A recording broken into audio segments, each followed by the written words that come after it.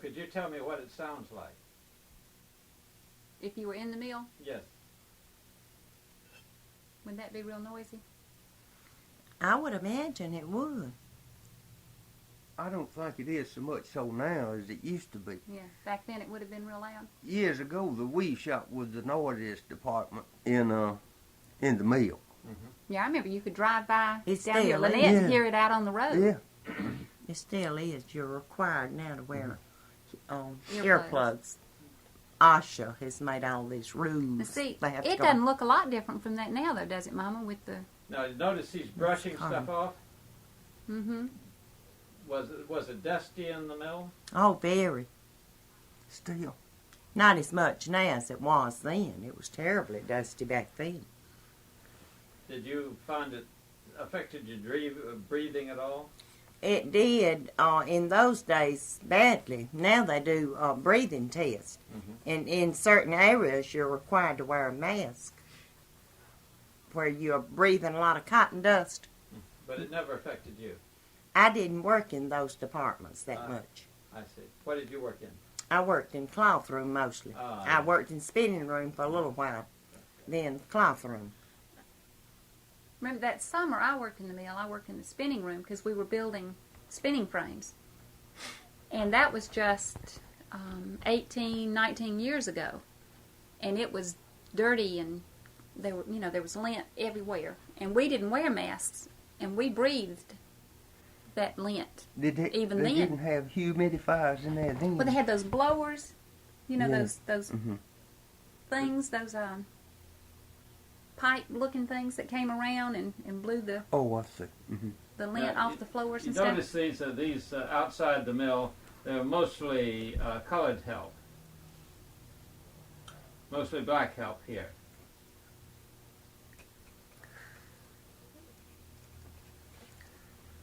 Were there many blacks in the mill when you started working? No, Wasn't when I started working in 43. There was hardly any blacks, and what was, was like pushing heavy loads and Yeah. such as that. That's what they're doing here. Yeah. Now, I guess you went into the mills in the 40s, both of you. Is that right? no, I didn't. It was in the 60s before I went in. But you grew up on the mill village. Right. Mm-hmm. And you did too, didn't you? No. Sort of? No. No, I grew up on the farm, and I went to work in the mill in 42. So your father didn't work in the mills, did he? The last, 10 or 12 years he worked was in the mill.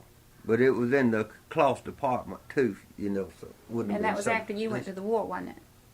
He Yeah. started working in the mill when you were at war. What, yeah. Mm-hmm. James left the farm and came down here and went to work. You went to work in the weave room first, didn't you? Yeah.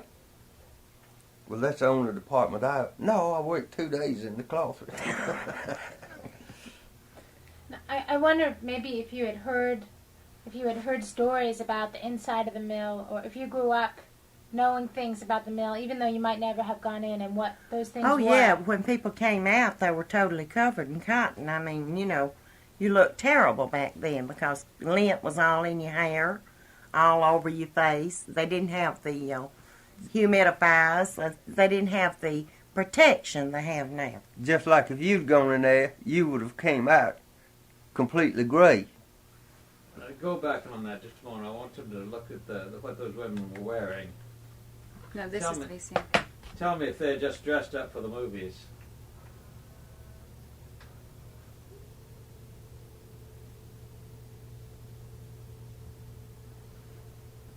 I Okay. would imagine so.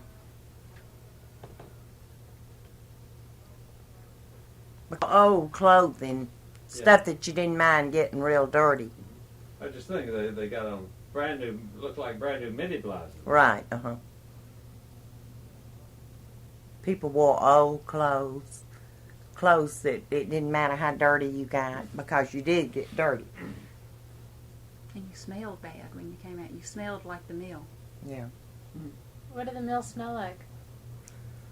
Machine, lint. I'd say kind of a musty smell. Yeah.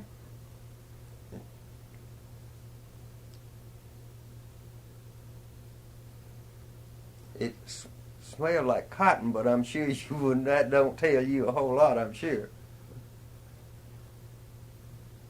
I just wondered if that's the fact that you came out smelling like that wasn't one reason why people kind of looked down on mill people. Because you looked poor and you had lint all over you, and they called you lint head. Mm-hmm. You know, because you did have all the cotton in your hair and all. Yeah. Now that's warps. But in the valley, you were not that looked down on because the majority of the people worked in the mill. Yeah. West Point was the city, you know. They had the stores and things. They did call people lint heads, but lint heads is what kept their businesses open. That's where we did our shopping. But they didn't appreciate the lint heads, did They they? would now because they're almost a ghost That's town. where they put the yarn on the warps, you know, and that goes on to the loom.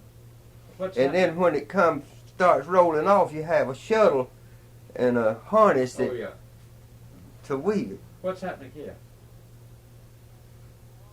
That's so far beyond my time till I don't know. Yeah, that's an old fashioned. Oh, they're fixing a warp. I see. That's what's called pick out, ain't it? Hmm. That's a smash hand or whatever. Like you, I've been so long. Starting a loom up for weaving, you know.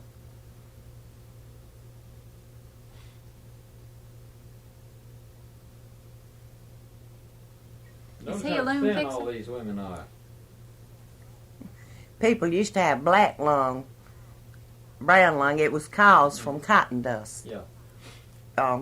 Pure cotton dust, which now the government has that's got your- so many regulations and they have to meet so many requirements to. Now, that had been years ago because You see, have that to be belt protected. driven from.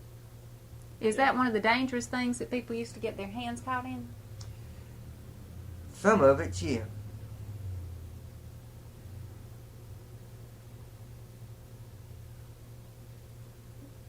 You know, one of the things that we're doing in our project is sort of not only looking at history, but looking at how history has been passed down and what people know about and what they don't know about. So I wonder, this is the 1930s, and I'm wondering what you had heard about that period of time and what's been passed down to you, whether it was the inside of the mill or relations between people on the outside of the mill. Oh, it was hard work, and back in those days, people they didn't have the child labor law. I've heard a lot of older people talk when they were 9 years old. They were helping their parent weave or whatever in the mill. Mm-hmm. I mean, it's hard to imagine children being in the mill, but they were. So by the time you came along, they were saying you got it easy. Well, Mhm. you know, now you can't go to work until you're 16 Yeah. or on government jobs until you're 18. But back then, to me, that was terrible to think about children. Yeah. They worked, they didn't have like 8-hour shifts then. They worked 12 hours or all day. Yeah, and a lot of them went to work at 12 years Uh-huh, old. yeah. You had big rooms like that, did you? Yes, uh-huh. It's like a weave room. Mhm. We still do, but they're so much more modern now. Now that's what they call a battery, where you see those small spools of Yeah. yarn in. That's a battery. When one runs out, it automatically flips over, and then it automatically dumps one into the shuttle that runs back and forth. I feel like mill people were kind of looked down on, but not in this area because that was our industry. That's all the industry we had. We were all in Textile. it together. Hmm. I don't think they even have batteries anymore, do you? No. Don't they? Did you grow up knowing that you were going to go work in the mill? I No, didn't. you always hoped you'd do something better. And none of us work in the mill. You know, none of Mama's kids work in the mill. Do any of your friends' children work in the mill now? Yes, uh-huh. Probably the majority of them are. Yeah, a lot of them. Did your children not work in the mill because you told them not to? No, we hoped that they would do better, you know. Mm-hmm. And Pam, it didn't take her very long to find out she wanted to do better. Look what they're doing for the movies. The flowers. Look at that. You would never have had those flowers. No, certainly not. Well, that's why you can't trust old movies. But this area, the dress textile is more always true to kept style. all other industry out because we didn't want competition. They didn't want competition. For the labor force. So we had to work in the mill if you stayed here. James worked in the bleacher and dye works when we married. Worked on third shift. Were there many industrial accidents that you remember in your mill? There have been some serious ones, very.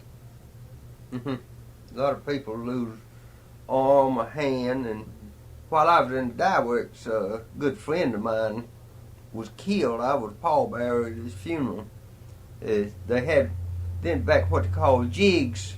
The cloth ran through a caustic soda, you know, and stuff, and you had to wear rubber gloves, heavy rubber gloves, because that stuff would just eat a hole in you right quick.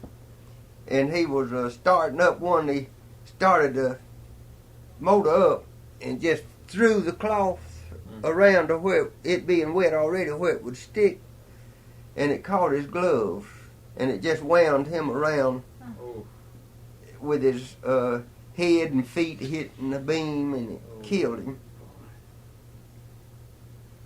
They put a whole lot of emphasis on safety now. They have safety awards. And that's one of the most important things in the world to the company is that safety award. this is just leaving the plant. It reminds you of the old Lynette plant. Mm-hmm. With the trees out front. They had a old smokestack and they blew the whistle, you know, like early in the morning. And then at about 15 minutes till time to go into the plant. You could time yourself by that whistle. Actually, that's what they showed here at the beginning of this little piece. That's why I put it here, because the way that it was, there's a little title card that came up right over there before this piece, and it said that, said the end of a hard day. You'll see, that's what it said. Mm-hmm. It blew at 15 till quitting time, and like it quitting time. Mm-hmm. Just like that. Were those the kind of sounds that you grew up hearing? You sure did. And now it's so unusual. I mean, we don't have those anymore. Yeah, you heard Noonan those we all have day. it. We can hear it at our house. Bonnell still blows a whistle. And I hear it every morning just before I leave to go to work, and I hear it in the evening. It's the evening shift ends. They still blow their whistle. When that whistle blew at Lynette, the old whistle, I don't think you ever heard it. But you could just about hear it all over the valley.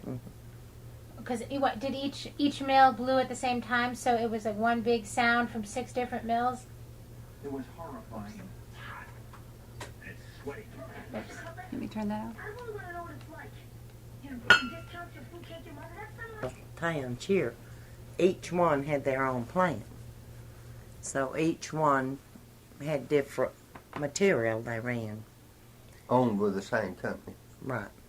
Basically now, it's sheeting, everything's sheeting or towel. So it's not, it's gone way, way down to what it used to be. When I went to work for them, it was West Point Manufacturing Company. And then it changed to West Point Pepperell in how many years has that been? It's been almost 30 years. West Point Manufacturing Company and Pepperell merged, you know. And the Dye Works didn't become a part of West Point Manufacturing Company until 49 or 50. They had totally different stockholders and everything. The Dye Works did, and they sold out to West Point Manufacturing Company. I told Judy that story you told me the other night about The man you said who walked up to West Point to buy thread for his mom, Mm-hmm. and that was the first time he had heard that term. Lint head. Can you Yeah. tell us that story? This man in Shaman, he was a boy at this time. His mother needed some thread. So back then we didn't have buses or that many cars. So he walked to West Point to buy the thread. And he said when he got up there, it was getting, in the afternoon. So he said the clerks were covering up some of the tables with cloths. And said that he overheard them saying that they were covering up before the lint heads got there. So he didn't know what the term lint head meant. So he walked back home and he asked his mother what was a lint head. And she said it was people that worked in the cotton mill. That was the term they used. Which, was sad because they were making their living off of lint heads. That's where they got their money. We had to shop there in West Point. But they looked down on him, didn't they? Yeah, they did. How did you feel when you went into town to go buy some thread or whatever? Well, you resented it. If you thought they were looking down on you, you resented that, sure. How did you go dressed into town? Well, we always kind of dressed up. If you had time. See, when you got out of work, you didn't have a lot of time because they rolled the sidewalks up early. Closed the stores at 6 o'clock. Yeah. So if you had time, most people that had pride, they cleaned up a little bit, changed their clothes. A lot of people didn't. A lot of people don't care or still don't. So, it depended more or less on the individual. We were talking to the Rainwater sisters who lived in East Newnan, and they said they never went into Newnan without hat on Mm-hmm. and shoes, all of that. Now they were talking about a much earlier time. Right. But they said we didn't dare go into Newnan without dressing up because we didn't want them looking down on us. Mm-hmm. People here in the valley were proud people. Mhm. I mean, you wasn't the poorest people because you worked in the mill. At least you had a living. And it was a real community-oriented. The company helped keep up the schools. They helped support the activities for the young people. So it was, it was a proud area. People were proud, and they didn't do without a whole lot of things. I mean, I don't think you'll find many places that's been better than this valley. The whole valley, To if a problem come up, everybody would pitch in to solve it, pitch in to hurt. Because when I came here, they had a hospital in a little house down here at Langdale, And then they had this little bitty hospital at West Point. And it just wasn't really a hospital. And then our hospital now was the first hospital built on the Hill-Burton Act. Mm-hmm. And everybody that worked in the mill and all donated like 1 and 2 and 3 days' work Wow. That's a to lot of come money. up with the money for the hospital. And we got a nice hospital down there, And then last year it got into serious trouble and was about to have to close. So we all had to pitch in again and pay it off. And it did real well, raised something like over $1 million, wasn't it? Just in this small area, even with plants closing around them and people being unemployed, they still were able to raise that kind of money. That's great. if there's a tragedy or of a real hardship, it's brought out and the people all join in together and help. It's a caring place. People love each other. Did each of the plants have a ball team? Yes, they did. They each had their own school. Like I went to Shawmut School. Shawmut Mill paid for Shawmut School. We had a playground in the middle of a circle. It paid for the playground, the recreation department, the gymnasium, the swimming pool. it took care of shaman. You know, each community had its own little school, and then you went together at high school. You know, I didn't meet any of the people from the other schools until we all went to the same high school. So, well, they did Little League. They did everything, didn't they? Scouts. They help support That's right, the all the scouts. scouts. Did they have bands? Our high school does. We didn't in the smaller schools, but each high school has a big band. But we even had we had 5-day-a-week kindergartens when I went to kindergarten, and that was in 1960. That the mills had paid for a kindergarten for each community, and I went to kindergarten every day from 8 to 12. And I understand that was very unusual. No charge. Back then, either. yeah. Most communities did not have kindergartens. Do they do that now? Now it's public, isn't it? Yeah. It's not that much now.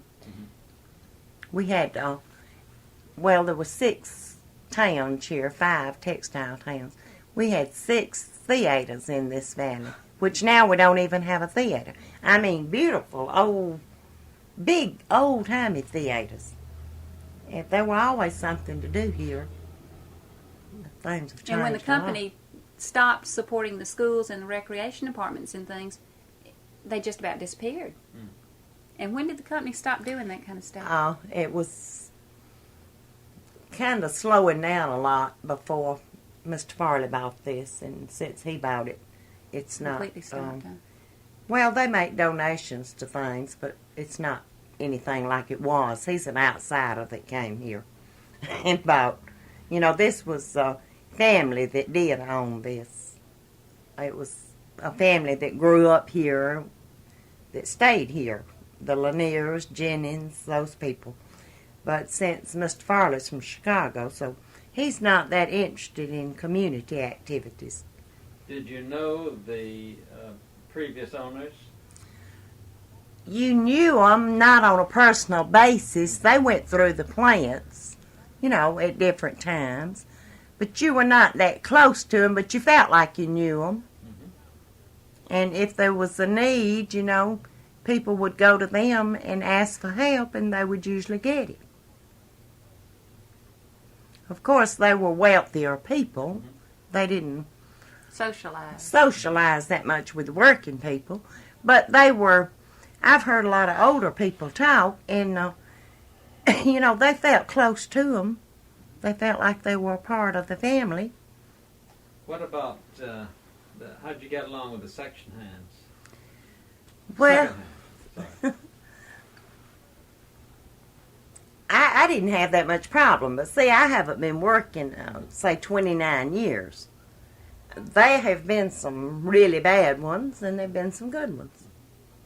A lot of people didn't get along with them too well, but the laws have changed so much now. You can't treat people like you used to. Yeah, they used to be real hard on them, didn't they? How were people treated? Now, No, back back then, as far as you can remember. well, they could talk pretty ugly to you. They could say somebody barefooted was standing at the gate waiting for your job. You know, things like that. So you could be replaced at any minute. Huh? Yeah, they threw that in your face that you could be replaced. But I didn't have to live with that much, you know, because I wasn't there then. We've heard a lot of stories about a particular mill superintendent in East Newnan. Some people admired him. Most people didn't like him, but he seemed to control the people in East Newnan pretty strong. Did anything like that happen in your village? For example, if people got drunk. Well, we had little constables. We didn't have that much of a police force. We had a little constable in each little town. He pretty well controlled things, sure. Was he company owned? I imagine he was. I think he was company paid, wasn't he? I would say Rob McGuirt was, wouldn't he? Yeah, I would think so. May have got a little from the county too. But were there any rules about how you had to behave? If you worked for the company. I don't believe there was that much. I don't think so. Of course, if you were mistreating your family or you were just a drunkard or something, I'm sure they'd come down on your head. But I didn't work in that area, you know. That's why older people know so much more about the real hardships. I have a feeling you're talking about mostly post-World War II. Right. That's right. Yeah, that's this. What we've been talking, East Noonan particularly, has been in the 30s, and they've been describing how if a girl got in a family away, for example, Mr. Woods would make the girl come in and tell who the father was, and then they'd put both families out. Not only the people, but the young people, but their families out. Well, now, I've not heard of that, but now it's possible those things went on here back in that time. You would know it, wouldn't you? It happened, though. Maybe it just didn't happen. Well, to my knowledge, it didn't. Yeah. They didn't have that much of a hold on the people here, I don't think. I mean, I don't really think they tried to control your private life that much, you know. That's Well, it's a bigger area. They were I mostly guess. interested in how well you ran your job. Well, of course, you're comparing the 50s, late 40s and 50s, when employment was very high. Was not too much unemployment then, with the 30s when everybody was desperate for the job. So I suspect that had a lot to do with it. oh, I hear old people talk about when they had, you know, back when the Depression days, they had soup kitchens set up around here, you know. People went and got food to eat because they were hungry. But that was I was born at the end of the Depression, so I don't remember that much about all that stuff. But was there... But I've heard a lot of old people, too, talk about his children being in the plants, you know, and how terrible it was for young children to be there all day. And about mothers coming out to nurse their babies at the fence.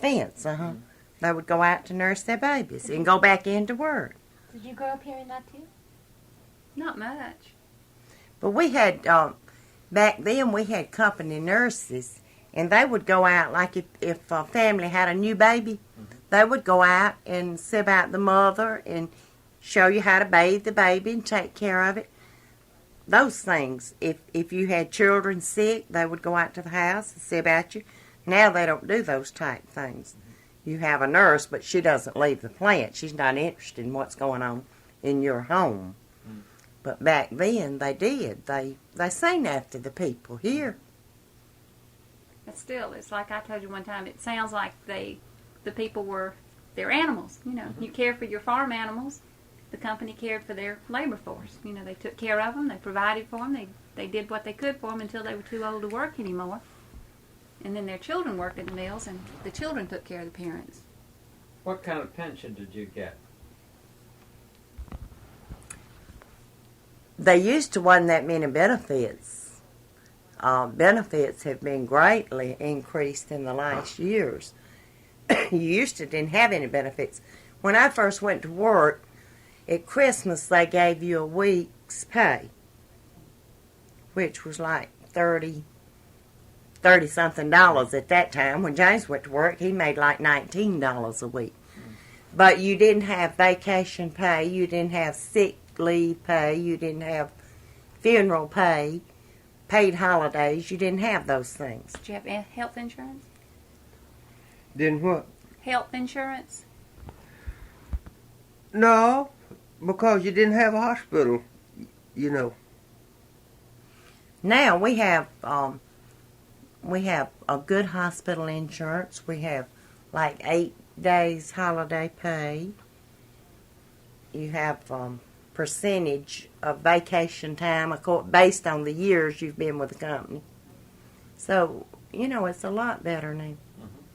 If you have a death in the family, if it's immediate family, you get benefits like you get paid for the day before the funeral, the day of the funeral, the day after. Very good. Mm-hmm. Now, how did all those things come about? Those benefits? I really don't know how they came about through the years. I guess it came about with modernization, other plants comparing. You know, with Union, we had Union coming into Opelika, which is close by. We had a Uniroyal plant. So And it threatened here an awful lot. they kind of came up to try to make the people here happy without a union, I see. and tried to meet some of the things that the union offered you. They always advised us against a union, and always talked at all of our meetings that a textile union was not good, that the people, it was not that good for the workers, that basically what we would do would have to pay dues to the union, and the company would look after their own people, that they didn't feel like we needed a union. And did the people buy into that? Most of the people did. Some rebelled and wanted a union. What happened to the people who wanted a union? If they were found out, they were usually let go. Terminated. It was not told to you in a way that you were being fired because you had gone to a union meeting or something. There was usually somebody that saw you and reported that you had been there, so they came up with another excuse to let you go. But they were bitterly against unions. Now, if we have a meeting, they tell us that if the union comes to the gate or something, and they describe the card the union will have, and they advise us against, be careful that you read before you sign something, you know. It doesn't mean, it's not as bad now. They talk about unions. But they don't feel like that textile union would benefit us that much. And they were, I still think they were right at that time, because, the textile union wasn't that good from what I could learn anywhere that I knew there was a textile union. It wasn't that. It wasn't strong enough to help? Hmm? It wasn't strong enough to help the workers? Well, I don't know what it was. I think they was just misplacing the funds and so forth, A lot of the companies over in Georgia, plants that went union, closed down, have been closed for years. Mm-hmm. So we really felt like we were better off. Didn't you tell me there was a union? They tried to organize a union a long time ago on the Fett Highway? The union people came here and they had meetings trying to get the people interested. And, of course, there were, I guess, what you call spies or tattletales. I don't know which they were, but they reported the people that were at the meetings, and they were terminated. Now, how long ago was that? Let's see. It was in the Probably 35 years. very early 50s, wasn't it? Yeah, there was a big drive at that time. Mm-hmm. Yeah. There was always a terror in this valley of a union trying to get in. How long has it been since you've worked in a mill? I still work. Oh, you still work? Mm-hmm. And you've got how many years to go? I'll be 58 in July, so I have 4 to 62. You have to be 60. Judy, Yes.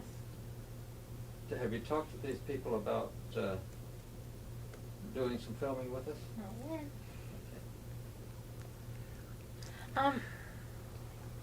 Did you ever? Can I get into something? Sure.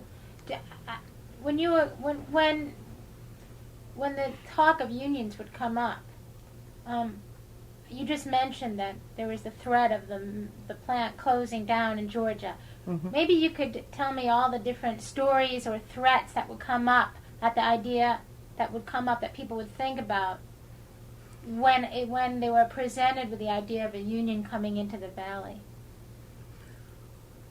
Well, one thing, unions were a bit frightening because, I don't know, we kind of associated the mafia and the union together a little bit, I think. there were unions used to go in, and they had fights and things. At that time, I don't think the textile union were reputable at all. I don't think they were very reputable. Did you hear about unions in Georgia? We've been through towns over there where the mills have been closed for years. What is that little town we used to go through going to Atlanta before the interstate? Hogansville? Up around Franklin, Hogansville, No, it wasn't it? wasn't.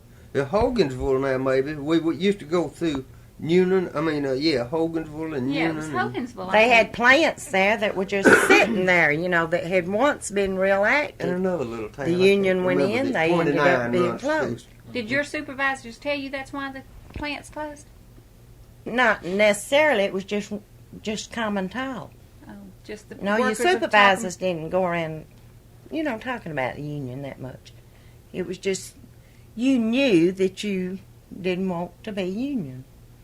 I guess it was you was born bred knowing that. That you And felt you said when the union came into Opelika, the company started trying to give their employees benefits equal to what the union had what to the offer union you. would have offered you. Right. And to you get you did not job. have to pay dues to union. Because if you were union, you had to pay dues each week. Well, did they tell you that? We're giving you what a union would have fought for, so you don't need a union? We're trying to do the things that we can for you so we don't feel like that you need a union. They always said that they didn't feel like we needed one. In which I believe that. Did mean, it- I think it the not occur threat to of you, a though? union did more good than having a union would have done, what I feel like. But it didn't occur to you that naturally these people would tell you, you don't need a union because we're going to take care of you? I mean, that was to their benefit. well, we were Yeah. always afraid, too, of going out on strike. I mean, we knew if you were union, they went out on strike. And they stayed out lots of times for long periods of time. and you couldn't afford You would be out of work. I mean, How would you handle a grievance if, say, you felt that a supervisor was treating you unfairly? How would you handle that grievance? now, Yeah. we have fair policies. We have people higher up. First, you're supposed to go to your supervisor with a problem. Then, if you don't get satisfaction there, you go to your personnel man, on up to your plant manager, and then we have people that work for the people that you go to and talk to. And you've got about 5 different steps that you can go to. You go over your supervisor, but first you go to him. How long has that system been in effect? Just probably in the last 10 or 15 years. Does it work? I think it does. Have you ever gone through that process yourself? No, I haven't. I don't feel that I'm ever mistreated, Well, before that system operated, how did people handle grievances? I suppose they went to their supervisor and he probably dealt with it. If he felt like it was necessary, perhaps he went to personnel or plant management, and you probably didn't stand much of a chance. They usually took up with the supervisor. Now back to when you first came into the mills, the machinery was running, say, at a certain speed. Do you ever recall when the machinery got more efficient or they wanted more production out of you? Was there ever a time when you felt the machine that the whole thing was speeding up?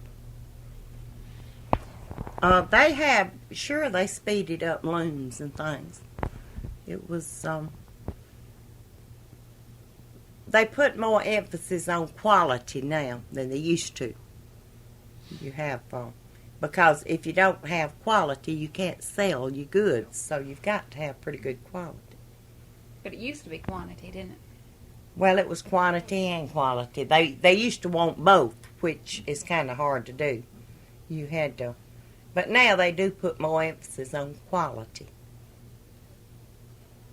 But- See, the plant I work in has not been built. It's the new plant in the valley. It's only about 25 or 26 years. somewhere in that area. So it is a more modern plant. Yeah. It's air conditioned. You know, we have good working conditions. Now, when you were coming up, did you ever hear the older folks, you know, your mother's generation or even your grandmother's generation, did they ever talk about what had happened when the Union had approached the valley? Did you hear stories about that? Seemed like I've heard a lot of stories. There was a lot of trouble. But it was trouble come to town, you know. When, Trouble come to town. that's right. Good phrase. That's it. When outsiders came in and tried to tell local people what to do, it was trouble. They were rabble-rousers, huh? They were. Now, I've heard the stories. Now, this I don't know anything why don't you hold about. this microphone This down? is back in the 30s that West Point Manufacturing Company had guards below Fairfax, you know, on 29. If a vehicle come through, they didn't, you know, with a Didn't recognize. out of county tag, they'd stop him and want to know what his business was and all that. And I think they may have possibly been a murder or two, you know. But that was all talk. I wasn't here. I don't know none of how true any of it is. But I've heard a lot of people talking about it. That they had guards down there, and they did some shooting. I think they had shotguns, armed with shotguns, and I don't know if they had any up on this end of 29 or not. Most of the people here give the union credit for the benefits that we have, because we realize if it had not been for unions, we probably wouldn't be getting the benefits we're getting now. So even though we don't want a union in our plant, we still feel like that we benefit from the union.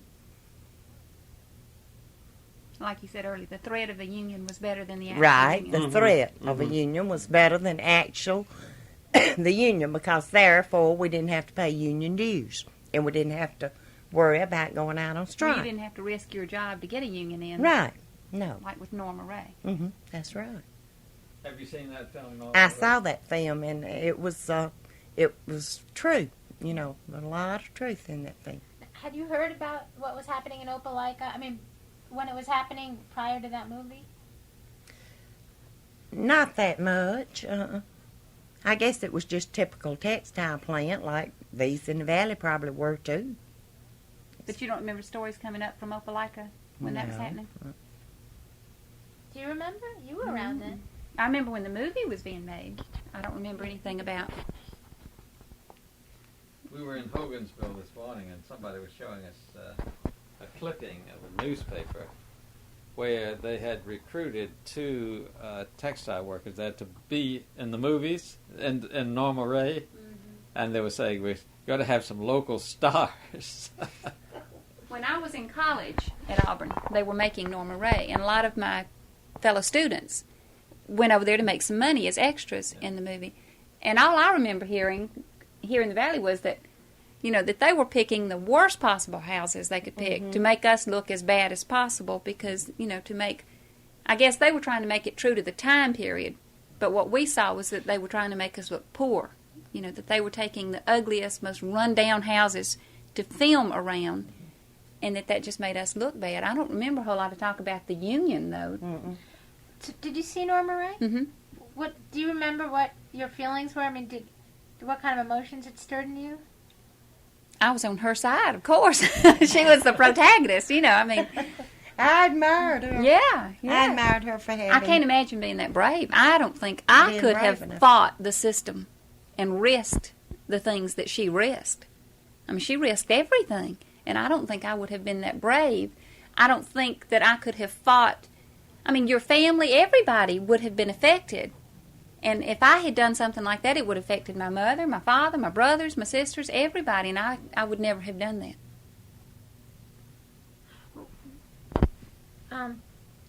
You said there were some people who had joined the union or who were interested in it.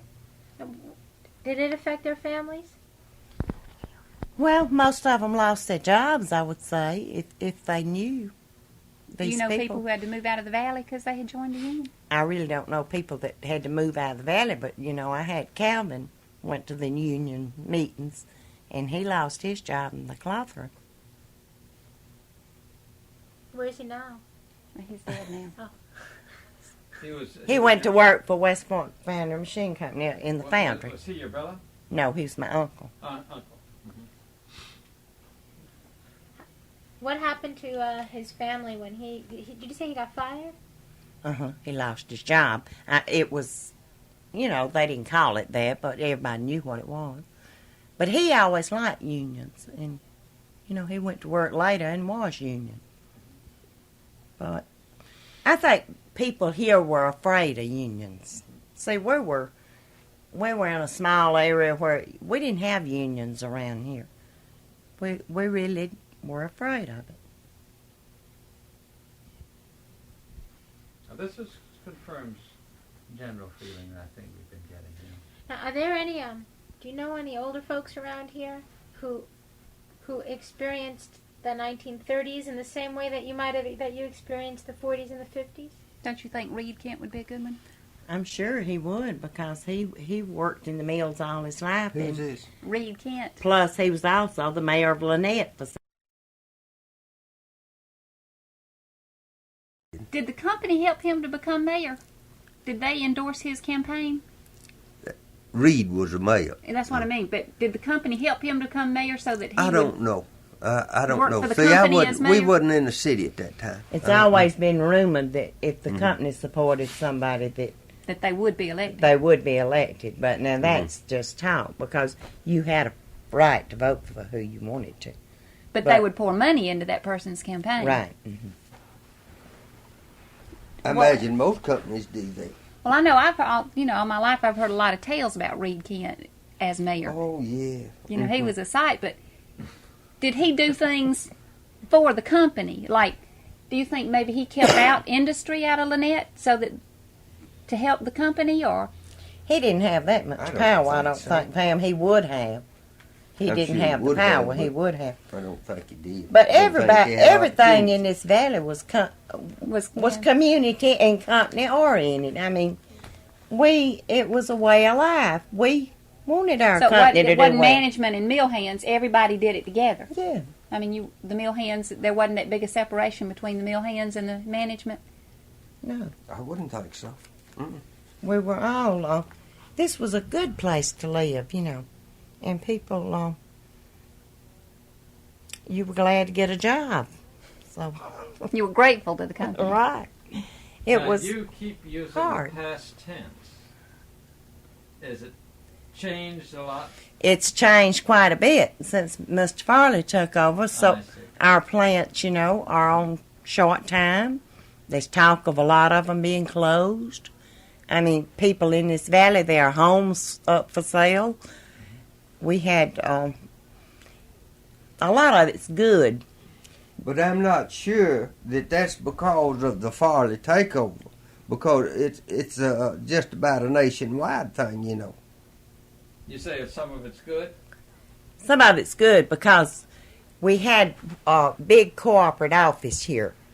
Okay, if you had a job there, then they would more or less create a job for your child, or after they got grown, if they went to school.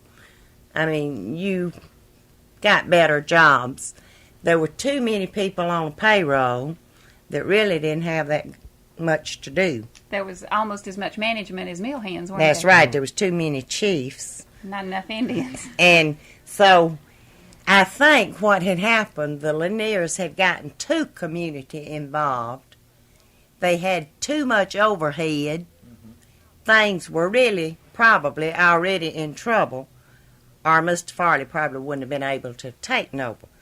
But the first thing he did when he came in here, and it pleased a lot of people greatly, he first started cleaning out the corporate offices. But Mr. Lanier had set up this thing to where his people were taken care of. They had took early retirements and things, but they went out with a bundle of money. Oh, yeah, he set up all kinds of stock programs for them so that when they left the company, they left well taken care of. This was his family, or No, this was No. his corporate people. It's corporate people. His Yeah, corporate the high people. management people. And like Mom said, when their children graduated from college, they knew they were going to walk into a management position in the company. If there wasn't one open, one was They created. just created, and it'd be in the A paper, title was newly created. created position of this, that, or the other. And it was no job. They had no duties, really. They had an office and a secretary, but they really didn't have a job. And they got good wages. I knew a lot of people that were overjoyed that the corporate office was cleaned out. They were not overjoyed that those people came out with a bundle of money because the employees were not offered No. any benefits, Well, a lot early of them didn't, retirement, if they were- or anything. If they weren't a certain age, they didn't come out with a lot of money. Well, that's why my father-in-law retired. Murray's dad retired at 58. He had to come out of the company when Farley took over because they were going to close his company, and he was basically offered a choice: retire now or risk being fired. I see. If you were over 55 or older, Then were you thought offered. you might, yeah. So he had to retire, but he did not have this benefit package that the corporate office people had. You know, his stature in life came down dramatically Yeah. because of the early retirement. It affected their lives very badly. I mean, and he's unemployed still because it's hard for a 58-year-old man to find another job. He was a mechanical engineer, but could not find a job anywhere because he was almost retirement age. and he didn't come out with compensation. No, absolutely not, and could not collect Social Security because he was too young. He only had what he had prepared for retirement on his own, and of course did not have time to prepare as adequately as he could have those last few years. Even in supervision here, they came out with a bundle. Well, see, that wasn't true for Murray's dad because he was in Virginia. He was removed from the valley. He was Westmont Purple, but he was not in the valley. Yeah. He was in Virginia then, so. Have you ever heard, one of the things that we've been focusing on all across the South is, that's okay, is the 1934 strike, and which was the general textile strike all over the country. I'm wondering if you've ever heard about that. Probably I've heard some rumors, but see, I was born in 33, so, that wouldn't have meant that much to me. You don't remember people talking about it? I've heard people talk about a lot of things that went on in the company, but See, they're post-depression. Right. They don't remember how we. I've heard so many elderly people talk about the hard times Yeah. and the depression. And the sainted Roosevelt. Right, he was very much a saint to the people here. He was very much liked. Day before yesterday at the reunion, one fella got up and just said, "We all are here because of Roosevelt." Mhm. Of course, he was talking about Social Security, but he really let them have it. But we, the people around here, they thought Roosevelt was the greatest thing that had happened, and he did do a lot of things to help the poor people. Well, the thing that they don't understand is that people had been working for 30, 40 years before 1932 to get ready for Social Security, to sell the idea, to get a lot of people knowing about Social Security and all these other things. And then you had a political situation in 32 that made it possible. And so in 100 days, all these laws went into effect. They got passed. And they said, okay, Roosevelt did it all. Mm-hmm. What about all those... He got credit for a lot of work somebody else had And a done. lot of this was done by trade union people who were propagandizing all of that time, you see. The 8-hour day, for example. They started propagandizing in 1904 for the 8-hour day. It didn't come to textiles until the New Deal, you see. Right. So it's a shame in a way. I'm not saying that we shouldn't respect Roosevelt. But it's a shame that people don't respect themselves and their own parents That's who right. did it. It wasn't just that one big man. But that's part of my lecture. I teach a course called Images of the 1930s. Well, I agree with you. I think the people should be credited and families should be credited with the work that went into all these things. Not just one person. He couldn't have done it. Just him. And One thing they did with Social Security that I wasn't too happy about was when they changed it from the way it was, you know, it was just for the people that paid it in, and then they took it and got it now to where it's partially for welfare, you know. And that wasn't the way it was intended when it went into effect. Well, one of the reasons for that is that, say, I mean, I've been paying in all my life, all my working life. I get a huge amount compared with the ordinary working people. Well, I know my grandfather, they were just sharecroppers. They farmed. He never paid any Social Security. He had nothing to fall back on. So, even if it did dip into that, and some people did call it welfare, old age pensions, what they called it to them. Yeah. But they had to have something, you know. And he had given his life working. Well, I think that was the reason why that was figured out. But I thank goodness for Social Security, because when my daddy died, we didn't have Social Security. My mother had to work on third shift and raise 3 children without Social Security. So, For some reason, I've always felt like it should have come from taxes instead of Social Security. That it should have been there. It just should have been handled differently. When you was told in the beginning that this is the people pay it in are the ones that's going to get it, and You felt like it was like an insurance policy. You were paying your money. Yeah. You wanted it to be there when you needed to collect it back. Do you work with young people now in the mills? yes, we have young people that just come out of high school that go to work. A lot of them go to work. Where I work, we have a weekend shift now. That's fairly new. You work 2 12-hour days. Then you get 8 hours incentive pay for working those 2 Saturday and Sunday. So a lot of them, it's a good opportunity for a lot of them to work and go to school. They can go to school through the week, work on the weekend shift. It's good for a lot of mothers that have small children. They can work on the weekend shift, their husband or somebody keep the children. That gives them a way to make some money and still be at home during the week. So it works for a lot of people. It's good. How do you work on a 12-hour shift now? No, I work 8. I'm on the first shift. Yeah. We have first shift. We have a small skeleton second shift. And then we'll have a weekend shift. Oh, I see. So you don't have a 24-20, I mean 12-12 the way they do No, it no. at a lot That's of the just mills. Saturday and Sunday. A lot of the mills now, as you probably know, have gone back to the 12-hour day, which is very rough on mothers. Lafayette, now Russell does that over in Lafayette. They may work 3 days a week, but it's 12 hours. That's right, yeah. And they have, you work different days. It's but most of the plants that does that now gets extra pay, you know, like time and a half. well, that's like what I a say. You get weekend shift. incentive pay. Well, that's The weekend shift, 12-hour shift. Well, they get paid for 1.5 times the amount of hours, you see.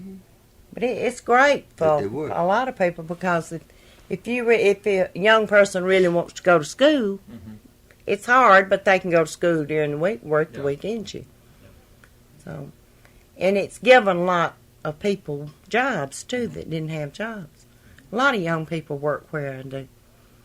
And of course, they don't love it, but they love the money. They love getting paid. Do they work, do they seem to be disciplined workers? Most of them are. If they're not, they don't last. Okay, yeah. So there's, You have kind of like a 30-day or 90-day test period if you can't run your job by then, and if you goof it off, you know, Or high don't abide absenteeism. by the rules or whatever, then you can automatically be terminated. It's really a probation period. Yeah, probation period. But most of them work out good. Are there any that you know, these young people who are third or fourth generation mill worker from the area? Probably most of them. aren't they? Probably they are. I don't know that many of them. We have some from California. Said they were making $70 an hour in California and they ended up here working for, say, $6 and something an hour. It makes you wonder, don't it? Makes you wonder what. Why in the world they left booming town of California making that much money to come to a small town like this and make Lower $6. wages. Right. Why would That's you a leave a pretty job good making idea. 3 or 4 times more than where you were going to? Makes you wonder if they got run out of town. Well, it was at Grantville, wasn't it? These two fellas had been out to California. They heard all about how much you make out of that. They came back home because they just couldn't get a job out there. And they came back to Grantville, and they closed the mills in Grantville, and they can't get a job in Grantville. So they're sitting on Main Street. That was a West Point Pepperell mill, too, that they closed in Grantville. Uh-huh.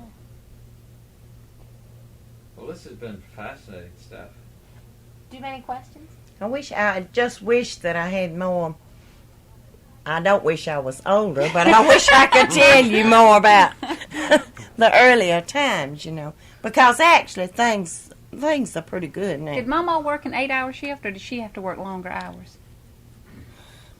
Back when I was a small child, Pam, I don't know. She worked in Shaman. I think she just worked 8-hour shift. But they gave her a job in Shaman because they knew that she needed to work. Well, she asked me, and I remember Did some the 8-hour people. shift go in effect in 33 or 34? 33. I remember a lot of people who Some lived are with their 33. grandmothers because both of their parents worked off shifts and worked long hours, didn't they? Like Janice Grubbs' mom and daddy, she didn't live with them. Was it because they worked No, off shifts? they or- both worked the third shift and had to sleep in daytime. So she stayed with her grandmother or somebody. Because she wasn't her grandmother. They just hired Oh. Miss Crawley to keep Were there a lot of people like that? Probably. Seniority, you get first shift by seniority, you know. Yeah, because you started on second, didn't you? Oh, yeah. How long did you work second? Just a couple of years when they opened the new plant. Oh, I yeah, you went to. put in vet because we only had a first shift, and somebody had to die or retire before the opening came open. So seniority plays a big part. And now they do have a retirement set up. pension plan. Are you going to benefit from that? Yes, I will. If I live to retire. How many more years you got to go? 4. You might make it. You might. Keep your fingers crossed. She better, because I figured on hanging around long after that. But you know, you used to didn't have anything but Social Security when you went out. Like for instance, now I got 8% bonus. Like I'm qualified now for 4 weeks vacation. It was 3 when Farley bought over. He gave us an extra week. Like if you've been there a certain amount of years, you qualify for 4 weeks, 8% bonus. So that's, you know, That's pretty good. it's a lot better than it used to be. And you get About 8 paid holidays. and you get goods at 20% off and all that kind of. No, certain household things you get 25% off. Sheets, towels. We have a meal store out here. Apparel, things that the company doesn't make, you get 10% off. Things that the company makes, you get 25 off. Oh, that's pretty good. It's pretty good. Stuff, sure. You buy your whites here? I go with Mama, so Towels. I'll use her employee. We get a discount card. You know, we have a card and a discount card. So. Any of these younger people in the mills that you know, do they have grandmothers that are still living here in the village or in other villages, or mamas and mothers and grandmothers, or fathers and grandfathers? We have mothers and children that work in the same plants. And I'm sure the grandmothers did until they retired. Yeah. Generations have grown up here and on. Generations worked one generation after another. Be interesting to meet Some one of those generations. little step ladders. It would. Could- But my family, I don't have that many people here that work in the plant. My family, grandparents, they were farmers. So they didn't. And then your sisters moved out of town. Yeah. What's out on the farm? You mentioned that you've got this place outside of town, 40 miles outside of town. Is there still a house out there and everything? Talking about Olin's land on Tallapoosa River. He's You're asking mentioning about the farm land out where you Olin go and fishing. is Yeah, there a what house- about it? Is there still a house up there on that land? Oh, there's a house, yeah. Olin's old house? Pretty nice house, but nobody lives in it. Mm-hmm. See, when my uncle got in real bad shape, he had a house built in Ellick City, and And they moved nobody in has really lived in that house since. It's a But it's- fine house, but she just won't rent it out. It's fixed up from what it used to be, because that's the house I was born in. Is it? Yeah. I didn't know that. Yeah. Well, I knew that was your home place, but I didn't know you were born in that house. Yeah, I was born in that house right Do you there. have any pictures of it? Do you have any pictures of it? No, I don't. Mhm. Sure don't. I mean, does it look like a country place? Does it look like a townhouse? Pretty much like a country place right now. Because it's not being kept up as good as it should be on the outside, and I hadn't been in the house in a long time. I don't know what it looks like It's inside. been remodeled, though, considerably since back in the time. Since I was born there, It's been yeah. modernized. Sure. I mean, you have inside plumbing and all Yes, that. sure. Oh, yeah. Electricity, the works. Yeah. And they have electricity and telephone and all that there that they didn't have back Yeah. when I was born. Yeah. When you say the home place, it reminded me, my mother died when I was 4 and a half, and after a couple of years, my father kind of found a country family for us to look after us 4 kids for a couple of years where he could get his breath. Mm. And we lived in this small, a really country town, East Bend, North Carolina, about 300 people maybe. But they had a home place. And when you use the term home place, I You- immediately thought, because I remember going down to this old farm, the road had been so rutted out that we had to stop the car, this old Ford car, at the top of the hill and walk in. And we went down there to get apples from the old orchard. And of course it hadn't been sprayed and all that kind of thing, so they were all little knobby apples. But it's funny, I can remember the feel of the home place. clay and the smell of that musty house because people hadn't been in it for a while, and the tang of that water out of the well, the kind of rusty buckets, the whole thing. It's fascinating to see how I was 6 years old. How when What you an said impact home that place, makes. all of those memories came. James rushing can by. remember from the time he was 2 years old, I think he says. And when he talks about the home place, I tell him that's God's country, because that's exactly the way you feel when he talks about Yeah. his Yeah. home, where he grew up, Yeah. how much he loved it and still does. Well, you're so fortunate to be able to hold on to that land. The river, he loves the river. Yeah. His whole family's always loved that river. Well, it's about the only clean river in this area, anywhere I know of, really. It's clean. There's no city dump in that river anywhere. Mm. That's the Tallapoosa River, Yeah. Well, it gets pretty polluted after it leaves there. Beg pardon? It gets pretty polluted after it leaves there, doesn't it? I don't think so. No? No, see, it runs into the Coosa River and Tallapoosa run together and makes the Alabama River. Now, That's after it makes the Alabama River, I'm not familiar with it. Yeah. I don't know Yeah. how much. That's the other river. I've never been on that river much. Yeah. I was born in this area. I've lived here all my life. You were born in. Lynette. Oh, yes. Yeah. See, my family left the farm at the end of the Depression to come here. Yeah. Then I was born here, so I've been here all my life. And this, we know Why did they leave the farm? where did they leave it? Why did they leave the farm? I guess it was the end of the Depression. I don't think there was work for anybody. Don't think they could live. I know They came down here to get a job. earlier My daddy. times Mhm.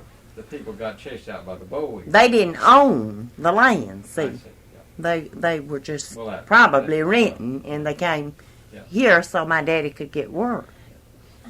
But earlier times, there's just thousands and thousands of farmers had to leave the farm because of the boll weevil. Right. Came down in 22, 23, and just There was an old song, about the boll weaving. yeah. I guess there was a lot of truth in it. I can't remember the words to it, but it was an old country song that they sung about the boll weevil. How he destroyed everything, ate up everything. That's right. Oh, it was He, terrible. He did. Do you think there's any chance you might be able to introduce us to a generation of mill workers where the young one is still working and the grandma's still living and mama's almost going to retire? Oh, I'd have to try to think of somebody.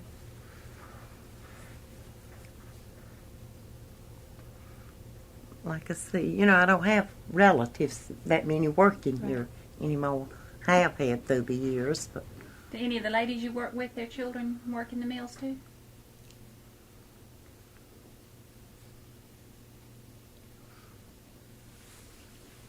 not many of them.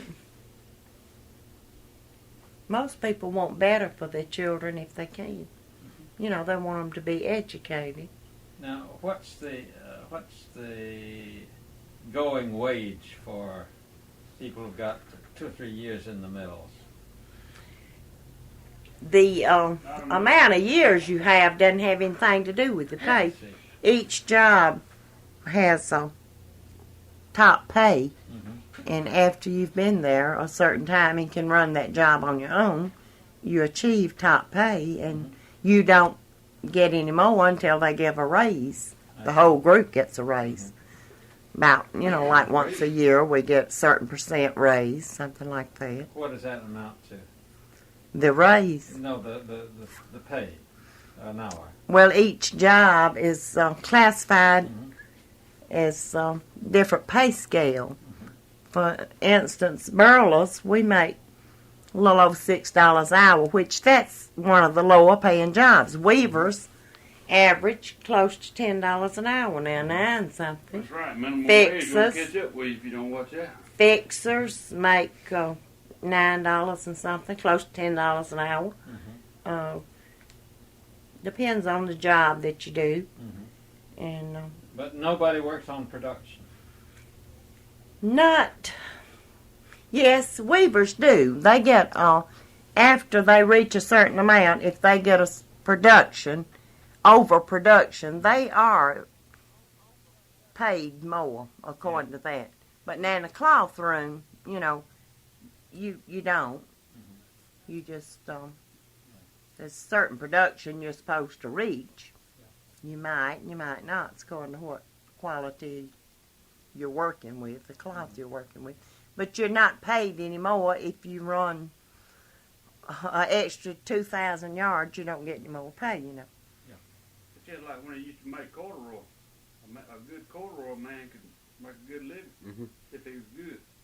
They don't fool Because that. he could work overproduction. Yeah, he could get down, and make money. But they don't do that no more. They don't even make corduroy, I don't guess. Do Not down here. I don't know if they make it any place. I'm not As far sure. as I know, weaving is the only job that you're compensated more Mhm. for the amount, Yeah. quantity that you run. Now, one of the biggest changes that's come in the mills in the last 20 years has been the number of blacks coming into the mills. Yes. Could you talk about what that's been like? We have we have had 3 black women that work with us. We don't have any problem with it. They're good workers. They run their job. You know, we get along fine. They mix in to some extent. Nobody has prejudice against them because they're black. I mean, we feel like that, you know, we're glad that they got a chance to get a job. And where do they live? Well, they have pretty good housing here. It's now you can buy in most any area if you got the money, you know. Yeah. Well, It's I have to not call a that halt to this. I need to get home pretty soon. so- Okay. not that segregated now. Yeah. Education is the answer to all of this. Yeah. You've got to start educating people, and you've got to give people a chance. Yeah. And then you can't say, well, you know, they're welfare, this, and that, and other. A lot of their situation was because they didn't have a change. I certainly believe in giving anybody an equal opportunity. But as you saw in the old I know they had the worst they jobs. had the and worst jobs. they certainly did, and they were Yeah, treated. and it continued that way up. They were Ain't been that treated long very ago. poorly, and I never agreed with that. Never. When did it stop? Oh, when I worked in the mill, a black never run a machine. I mean, all he done was, you know, push bales of cloth. But I didn't work in the mill that long. Was that about, 15 years ago? Longer than that. We even have a black assistant manager But I know at the new plant, they can do anything and want to give an opportunity to. and he's very intelligent. Nobody has a problem dealing with that. Years ago, they probably would have, but That's a big change. Yes. fits right in. I mean, you know, we don't have any problem with that. We have some black supervisors out there, and we have lots of black weavers. I mean, they're in all jobs out in the new mill. This, you're not discriminated against. We There. were filming with the old black fellow over in Alabama. Phoenix City. Phoenix, yeah, he's Right on the river. he had worked in the mills. A change was desperately needed. That's true. Yeah. I'm glad it came about. Murray's putting the kids Yeah, I to just bed. hope the economy This what? gets a Murray's little putting the better kids to than bed. what it He's is Oh, really? right. Looking at great. That's I don't work for the textile. If Pam could get The you company I work for. in with Reed Kent, now he could Benefit probably from know textile. more families. Bill's textile Yeah, machine. What do you make? Are there any other people in your neighborhood or some other neighborhoods that you could think of we could talk with? None of Red Moore's, his daughter doesn't work in the mill either, does she? So No, he wouldn't be generational, but Um, Finally got back on a regular basis. my neighbors here are mostly retired, or and their children are, a Either. lot of them have left the valley, so. the boy next door now, he works for the company. But he's in with the chemical. He works at in Opelika at the, what is it? They make the chemicals, don't they? The I think so. Rift I X. don't really know. Did his parents work in the mill too? yeah, but they're dead. His mother and father are both dead. So how could we go about finding, you know, retired people that were here during the 1930s? My father-in-law suggested some names to me of people who are in the nursing home in Langdale but are still lucid, you know, could still talk. That would be In good. fact, could talk better probably about that long ago than recent history. They love And reminiscing. and they love visitors, so they might love to talk to you, and you might could find their children by talking to some of them. I wonder that might be. I wonder if any of their children work in the mills, and maybe we could bring their children with us when we go. I would imagine there are some. And I wonder if there's, if there are any young textile workers that you could think of who maybe we could talk to them and find out if they have any parents. Sort of maybe rather than going down, Starting up and going down, we should start from down and going up. Benny, So many of them that I know somebody young that could people I probably work give 'em with, they came from if you California, could get in different touch with him, places. that would be Rayford Newton. See, he was raised at Riverview. His daddy was in the mill, and he was in the mill till he retired. He started working the mill and never worked any place else, I don't suppose. Till he retired, and he'd be about 72, I imagine. 71 or 72. What about Mark Underwood? Did his parents and grandparents work in Riverview? His parents did, but now I don't know about his. But they wouldn't be that old. Is Mark working now? But Mark is, what's Mark, in his 30s? He's What does about he right do? in some- What does he do? Oh, he's got a pretty good job now. He's in structural testing. And his wife married is to my my cousin. niece. She's in quality control. She was in structural testing. But see, she was born in Birmingham. She was born in Fairfax, but she moved to Birmingham, so she's been there. And her mother and father don't work in the mill. He's the only one I can think of right off, the oldest one. Maybe you could ask somebody, some of the young people tomorrow, if their grandparents work for the mill, and they might be interested. What we'd love to do is come back with Pam and have another conversation like this all together, and then maybe, I don't know, maybe even invite some of these young textile workers who to come in, or maybe go with Pam to their homes, maybe take a trip through the valley a little bit and try, or even just find some of these older people who aren't related to these younger people and bring some of these younger people to meet them, and they could exchange some stories about this area and Compare the differences from and generations. relate what's happening now and the benefits that you all have, like you said, because of the threat of the union, and compare that to the people who might have either tried to bring the union in or who were around when they tried to bring the union in 34, and just try and make some historical connections. Compare the experiences. So that would be that's what we'd love to do, is try and find some young textile workers and have them talk with their grandparents, and maybe have Pam help us sort of facilitate. Have you this. talked with Reed, Pam? No, I hadn't. If you could talk with him, Reed's what? He's 80, I imagine. my God, he knew being Mayor of Lynette, He knows everybody. he knows everybody, and he's had so much contact with people, and he worked in those plants, I'm sure, since he was just a young boy. And he's 80. Probably Now, did you grow up knowing him? knowing who he was, because he was mayor. And then, like I said, my mother-in-law worked at the city for him, so my husband knows him better than I do. Speaking of your husband, we better get you back Yeah, home yeah, you before he better. thinks we've kidnapped.